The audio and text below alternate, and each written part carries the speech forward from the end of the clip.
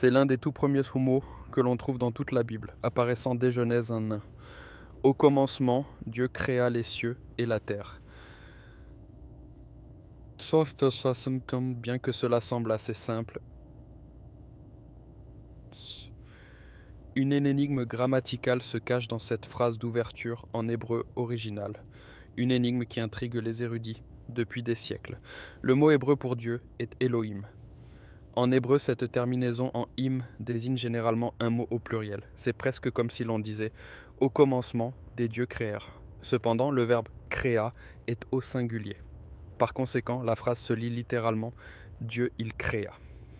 Il s'agit d'une anomalie grammaticale, un nom pluriel associé à un verbe au singulier. Dès la première ligne des Écritures, la Bible présente Dieu sous un nom qui est mystérieusement à la fois pluriel et singulier. Ce n'est pas une erreur, c'est une ouverture. C'est l'accord initial d'un thème qui résonne tout au long du récit biblique. La plupart d'entre nous, en entendant le mot « Trinité », imaginent un schéma complexe tiré d'un manuel de théologie, un seul Dieu, en 3 personnes. On a l'impression d'un problème de mathématiques que nous sommes censés résoudre. Mais et si la Bible ne présentait pas un problème de mathématiques, et s'il s'agissait de révéler une relation ? La Bible ne se contente pas de déclarer que Dieu est une trinité. Elle révèle un Dieu dont l'essence même est la relation, nous montrant de la première à la dernière page que le seul vrai Dieu existe en tant que communauté parfaite et aimante du Père, du Fils et du Saint-Esprit.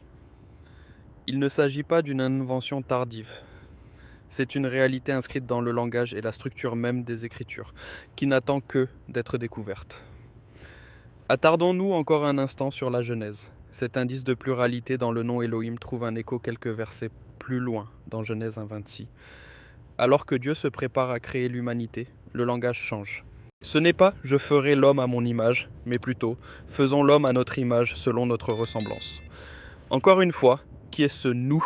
Qui est ce « nôtre » ? Certains suggèrent que Dieu s'adresse aux anges en utilisant un « nous » de majesté. Mais le texte précise que l'humanité est faite à l'image de Dieu, et non à l'image des anges. L'interprétation chrétienne la plus ancienne et la plus constante y voit la première conversation au sein de la divinité rapportée dans les Écritures. C'est un aperçu de la vie intérieure de Dieu, une vie de conseils partagés et de buts unifiés, où le Père, le Fils et l'Esprit collaborent à l'acte de création. Ce modèle réapparaît après la chute dans Genèse 3:22, où le Seigneur Dieu dit « Voici, l'homme s'est devenu comme l'un de nous », et à la tour de Babel dans Genèse 11:7. Allons, descendons. Ce ne sont pas des particularités grammaticales isolées, ce sont des choix littéraires délibérés plantant une graine de pluralité divine dans le socle de l'Ancien Testament. Les auteurs nous montrent un Dieu qui est fondamentalement un mais intérieurement complexe et relationnel. Ce n'est pas du polythéisme, la croyance en plusieurs dieux, c'est quelque chose de bien plus profond. La déclaration ultime de l'unicité de Dieu dans l'Ancien Testament se trouve dans Deutéronome 6:4, connu sous le nom de Shema d'après son premier mot hébreu. C'est la prière centrale du judaïsme. Shema Israël, Adonai Eloheinu, Adonai Ehad. Écoute Israël, l'Éternel notre Dieu, l'Éternel est un. Pendant des siècles, cela a été la déclaration de définition du monothéisme, et c'est effectivement le cas. Cependant, le mot hébreu spécifique utilisé ici pour un est fascinant. Le mot est Ehad. L'hébreu possède un autre mot pour désigner un singulier et solitaire, qui est Yahid. Par exemple, dans Genèse 22:2, lorsque Dieu dit à Abraham de sacrifier Isaac, il l'appelle son fils unique, son fils Yahid. Mais Deutéronome 6:4 n'utilise pas Yahid, il utilise Ehad.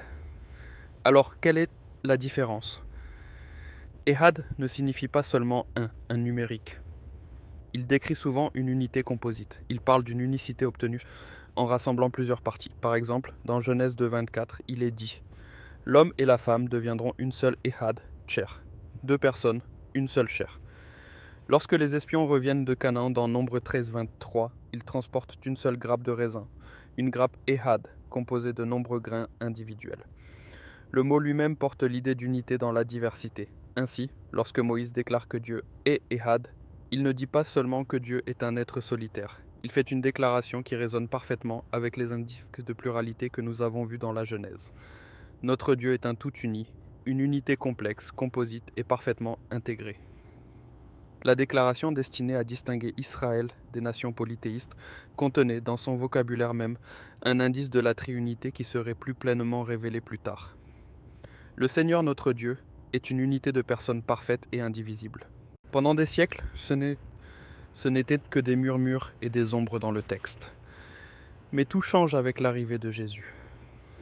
Le Nouveau Testament n'invente pas la Trinité. Il met en lumière ce qui était déjà là.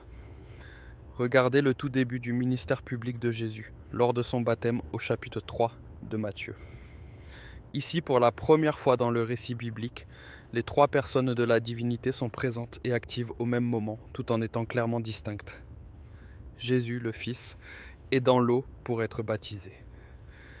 Le Saint-Esprit descend sur lui sous la forme d'une colombe, et la voix du Père parle depuis le ciel, disant « Celui-ci est mon Fils bien-aimé, en qui j'ai mis toute mon affection. » Matthieu 3, 16 à 17.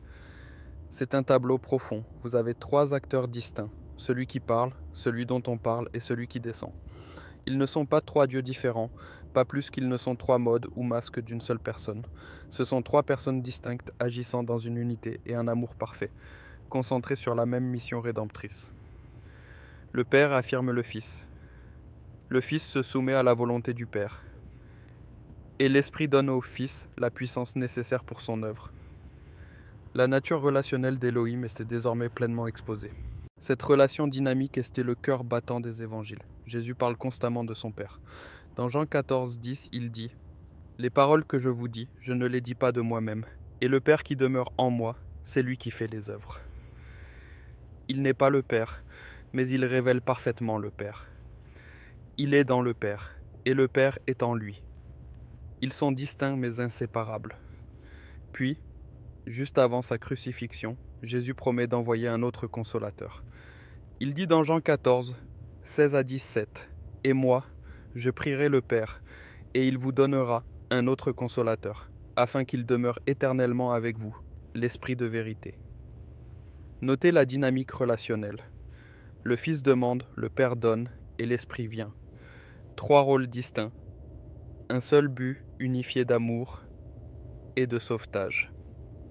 Ce consolateur, le Saint-Esprit, n'est pas une force impersonnelle ou une énergie vague. Jésus utilise des pronoms personnels pour le décrire. Il enseignera, guidera, convaincra et consolera. L'Esprit a une volonté. 1 Corinthiens 12, 11. Possède une intelligence et des émotions et peut être attristé. Éphésiens 4, 30. Dans Acte 5, quand Ananias et Saphira mentent au sujet de leur offrande, Pierre leur dit « Pourquoi Satan a-t-il rempli ton cœur, au point que tu mentes au Saint-Esprit ?» Puis, un instant plus tard, il dit « Ce n'est pas à des hommes que tu as menti, mais à Dieu. » Acte 5, 3 à 4. Mentir à l'Esprit, c'est mentir à Dieu. Le Saint-Esprit est censé présenter avec tous les attributs de la personnalité et de la divinité. C'est pourquoi, à la toute fin de son ministère, Jésus donne la grande commission, l'instruction fondamentale pour son Église. Dans Matthieu 28, 19, il dit à ses disciples d'aller et de faire de toutes les nations des disciples, les baptisant au nom du Père, du Fils et du Saint-Esprit. Prêtez une attention particulière au langage utilisé ici. Il ne dit pas « au nom » pluriel, il dit « au nom » singulier. Un seul nom, une seule essence et autorité divine. Pourtant, ce nom unique englobe trois personnes distinctes, le Père, le Fils et le Saint-Esprit. C'est l'unité composite de Ehad, pleinement exprimée. C'est la réalité plurielle d'Elohim, pleinement révélée. L'endroit où le Nouveau Testament pousse cette réalité dans ses profondeurs les plus abyssales est l'ouverture de l'évangile de Jean. Si Genèse 1 s'ouvre sur « Au commencement, Dieu », Jean 1 s'ouvre sur « Au commencement était la parole ».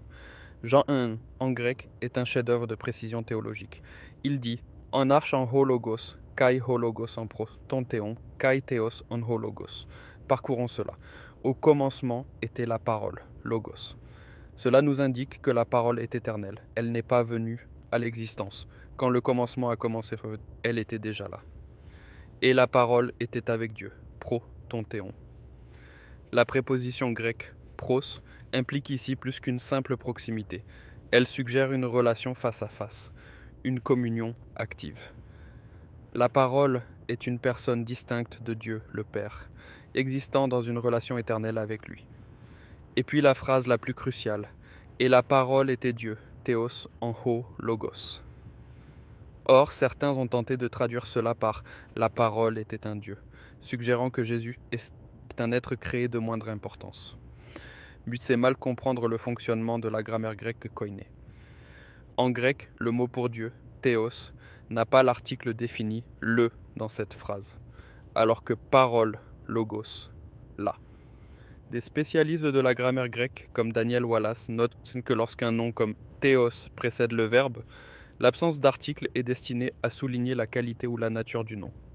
Jean ne dit pas que la parole était un Dieu. Il dit que quelle que soit l'essence de Dieu, tout ce qui fait que Dieu est Dieu, la parole partage complètement cette essence. Elle possède la nature même de Dieu. Jean Chrysostome, dont le grec était la langue maternelle au IVe siècle, a soutenu que Jean montre magistralement à la fois la distinction de la parole par rapport au Père, avec Dieu, et sa nature identique à celle du Père, était Dieu. La parole est pleinement Dieu, et pourtant elle est aussi personnellement distincte du Père. Puis, quelques versets plus loin, dans Jean 1,14, la nouvelle tombe comme un coup de tonnerre, et la parole a été faite chair, et elle a habité parmi nous. La personne divine éternelle qui existait face à face avec le Père, qui partageait l'essence même de Dieu, est entrée dans l'histoire humaine sous les traits de Jésus de Nazareth. C'est le fondement. Sans cela, la Trinité peut ressembler à une formule abstraite. Mais avec cela, on réalise que toute la foi chrétienne est bâtie sur cette vérité. Le Dieu qui a tout créé n'est pas un monarque solitaire sur un trône lointain. Il est une communauté d'amour. Et l'acte ultime de cet amour a été qu'une personne de cette communauté divine devienne l'un de nous, pour nous ramener en relation avec le tout. Les premiers disciples de Jésus ont profondément lutté avec cela. Ils étaient des juifs pieux élevés dans le schéma. Ils croyaient en un seul Dieu de tout leur cœur. Pourtant, ils avaient marché avec Jésus. Ils avaient vu sa puissance, entendu ses revendications et étaient témoins de sa résurrection. Ils avaient fait l'expérience du Saint-Esprit à la Pentecôte. Ils devaient trouver un moyen d'articuler ce que les Écritures leur montraient. Que le seul Dieu qu'ils avaient toujours adoré existait en tant que Père, Fils et Saint-Esprit.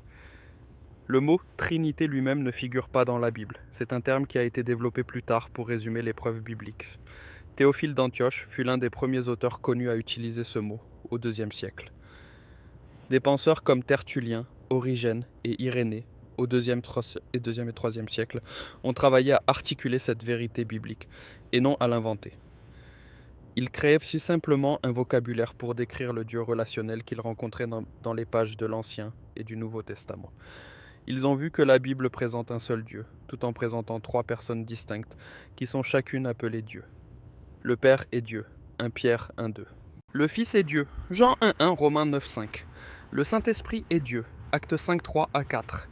Ils ne sont pas trois parties de Dieu, chacun est pleinement Dieu.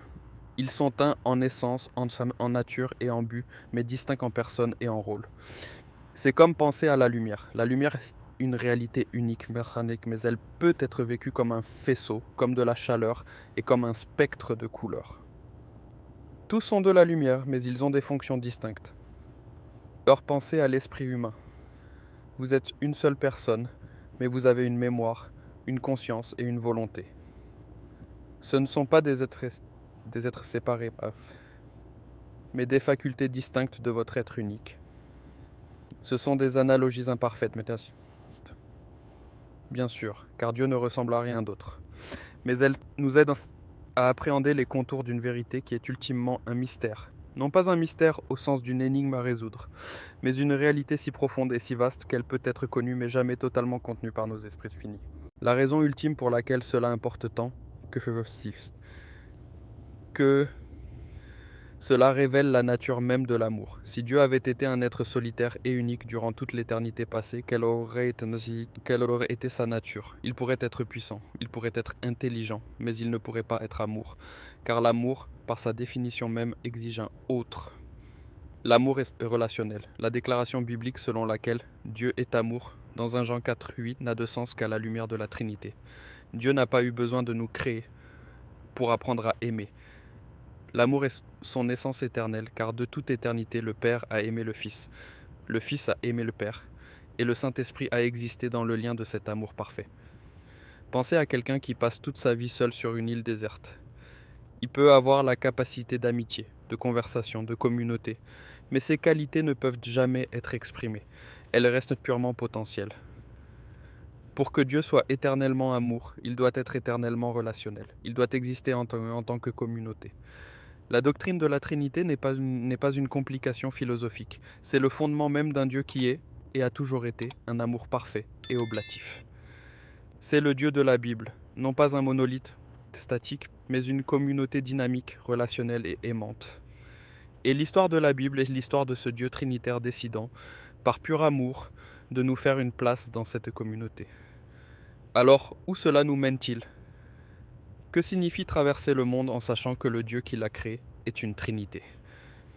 Réaliser que Dieu est une communauté d'amour recadre ce qu'est réellement le salut. Souvent, nous considérons le salut comme une transaction juridique, un pardon cosmique qui nous tire d'affaire, et il inclut cela. Mais la Bible présente quelque chose de bien plus riche. Le salut, c'est être adopté dans la famille. C'est être accueilli dans la vie et l'amour même du Père, du Fils et du Saint-Esprit. Quand Jésus était mort sur la croix, il ne se contentait pas de payer une dette, il ouvrait la porte. Paul dit dans Éphésiens 2,18 « Car par lui, Jésus, nous avons les uns et les autres accès auprès du Père dans un même esprit. » C'est un salut trinitaire, par le Fils, par l'Esprit, notamment. Nous retournons à la maison auprès du Père. Notre relation restaurée n'est pas seulement avec un être singulier, mais avec la divinité tout entière. Et puis il y a la nature de nos propres vies. Si nous sommes faits à l'image d'un Dieu trinitaire, alors nous sommes faits pour la relation. Nous sommes conçus pour la communauté, cette soif humaine profonde de connexion, d'appartenance, d'être véritablement connu et aimé, ce n'est pas un défaut. C'est un reflet de celui à l'image duquel nous avons été créés. Cela signifie qu'une véritable vie spirituelle ne peut être vécue de manière isolée. Elle se vit dans une communauté aimante et oblative avec les autres, reflétant à notre manière imparfaite la communauté parfaite qui existe en Dieu lui-même. La santé de nos relations les uns avec les autres est le reflet direct de la santé de notre relation avec notre Dieu relationnel. Et peut-être que la chose la plus profonde ici, c'est la manière dont nous approchons Dieu dans la prière et l'adoration. Comprendre la Trinité signifie que nous réalisons que nous ne sommes jamais en relation avec une divinité générique. Nous avons un Père qui nous aime d'un amour parental indéfectible. Nous avons un Fils, Jésus, qui sait ce que c'est que d'être humain, qui intercède pour nous en tant que notre souverain sacrificateur. Et nous avons un Saint-Esprit qui habite en nous, nous guidant, nous consolant et priant même pour nous quand nous ne savons pas quoi dire. Romains 8, 26. Nous avons accès à Dieu de 3 manières personnellement distinctes et magnifiques, tout à la fois. Cela transforme la prière d'un monologue en une conversation avec une famille aimante. Ce n'est pas seulement de la théologie pour une salle de classe, c'est l'architecture même de la réalité. Le Dieu qui est une communauté d'amour a créé un univers conçu pour la connexion, puis y est entré pour nous ramener dans cet amour même. Du mystère pluriel d'Élohim dans Genèse 1 au nom singulier du Père, du Fils et de l'Esprit dans Matthieu 28, la Bible raconte une seule et même histoire cohérente. L'histoire d'un Dieu qui est un et d'un Dieu qui est amour.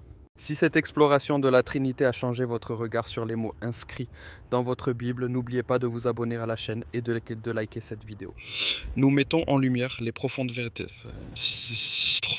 historiques et spirituelles qui ont façonné notre compréhension du divin. Rejoignez-nous alors que nous continuons à approfondir la parole. Notre prochaine enquête sur les trésors des Écritures s'ouvrira bientôt.